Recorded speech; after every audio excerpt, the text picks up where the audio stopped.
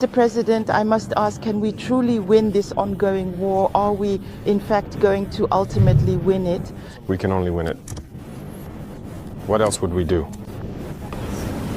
Rest assured, we're not going anywhere, and we will win this war. I told you that the threat is constantly evolving, but we are adapting. And the strength of the Burkinabe army is that it is one of the most resilient armies in the world. The pressure that Burkina Faso is under, I don't think there is any other country on earth right now facing this kind of pressure. But we are holding on, we will fight, and we are constantly adapting to the threat. And we understand where the threat comes from, how it manifests itself. That's the most important thing. And right now, I can assure you that soon we will be talking about a black albino who will appear. And you'll see. Don't ask me what that means. I think you'll understand later. The war will end, and very soon. So, Mr. President, in your speech, you talk about a war that takes different forms, that evolves. We keep asking ourselves this question. We wonder afterwards who is attacking. Burkina Faso. It's not just terrorism. It's a war to seize our resources and prevent us from developing. I once explained this in a speech, I believe. I was saying that if we manage to properly exploit our subsoil resources to process what we are extracting here, what we are producing, there will be unemployment over there on their side. It's a battle. They plunder our resources in order to survive. So it's a war for independence. We must wage this war to be fully independent, to decide our own development, our own path. So that's what it's about right now. Mr. President, as you just said, we're talking about the security and defense of Burkina Faso. Let's talk about your personal security. You just mentioned it a moment ago. The pressure is enormous. It's huge. The danger comes from everywhere. Mr. President, just in 2025, there have been several coup attempts that were foiled. Mr. President, do you ever feel afraid? Thank you. I think that's the only strength I have. I'm not afraid. Because I trust all of you, that's the first thing. You have to trust the people, because it's the people who entrusted us with this mission. And I trust the people, that they will understand.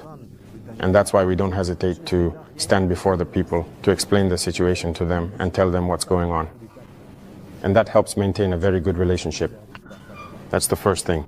The second thing, as I said, is that there was a mindset that needed to be developed within our own forces. Malay to the north, Niger to That's the very east, important.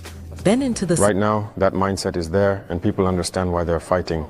If you look back a few years, many officers in the field didn't know why they were fighting. But if we know why we're fighting, who we're up against, and why there's this pressure, people understand better. And that's why we immediately created the Institute, the higher military school, so that we could train our own soldiers and instill in them what we want. Remember one thing, if you let your forces be trained by other powers, they put into their heads whatever they want. They indoctrinate them as they please, and it's easier to manipulate them. Here in Burkina, right now, that's actually what bothers many imperialist powers.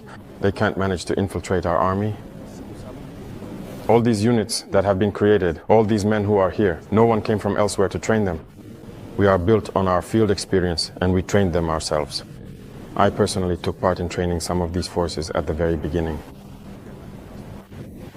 Precisely, to win this war, as you just said, we need weapons and we also need men, especially determined men. Determination, as you know, is the major game changer. That's what makes the difference in any war.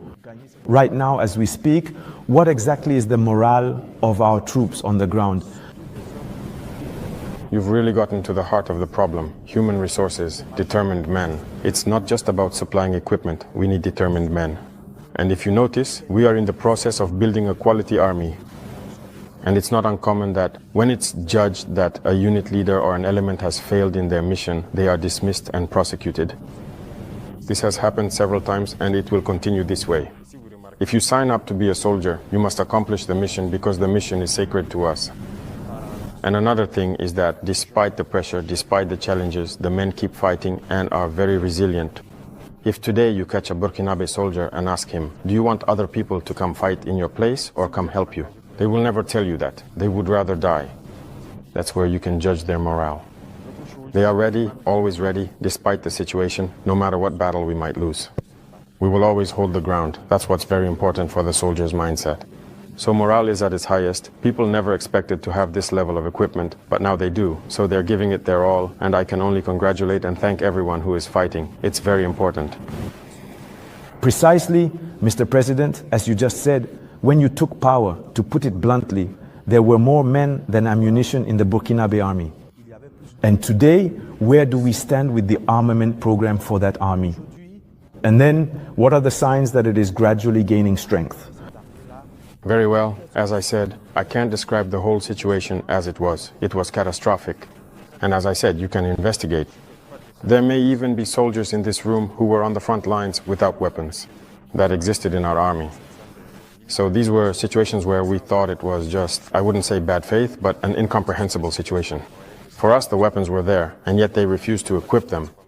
But when we were confronted with reality very quickly, we resolved first to try to arm the personnel who were present. And that's when all hell broke loose, because many powerful countries refused to sell us weapons. So we turned to those who were willing to sell us weapons. Very quickly we equipped ourselves, we recruited the VDP, and we were able to pay for everything we needed. We developed an equipment plan for a build-up in strength. And as you can see, for the past 2 years now, the equipment has started to arrive, it's still not finished, and more keeps coming in. Maybe in a few days you'll see even more new equipment being presented, which is mainly support equipment, because first, the infantry. We had to equip them so that every man could have a weapon issued to him. That was a big challenge. We've achieved it. We keep recruiting, as you can see. Every year, we recruit between 10,000 and 15,000 men. Very recently, ECOWAS held a forum of chiefs of defense staff of the Friends of Africa. Mali and Burkina Faso were not there, nor was Niger. We sense a lack of solidarity, you who are at the top of the state. What can you tell us about that? Well, it's not a lack of solidarity. Keep in mind that it's a confederation, not a federation. In some respects, we do a lot of things together, at least in tandem, but in the Charter, it is stated that countries can decide on their own relationships and what they can do. We can't tell a country not to collaborate with another country. No, we're not at that stage yet. We are in the process of consolidating the Confederation in many areas, including development, defense, and diplomacy. And afterwards, we will move on to the Confederation. These are steps. So Niger can take part in meetings. The Confederation is not closed off. We are open. We interact with everyone. In the very model of governance, the fight against corruption is good governance. First, there is the example that leaders must set. As I say, you cannot be there, a certain category of Burkinabe, just because you have been entrusted with positions. For you, it's a choice between good whiskey and fine champagne. While women are dying as they go to fetch water from the river, drowning or something, it's just not acceptable.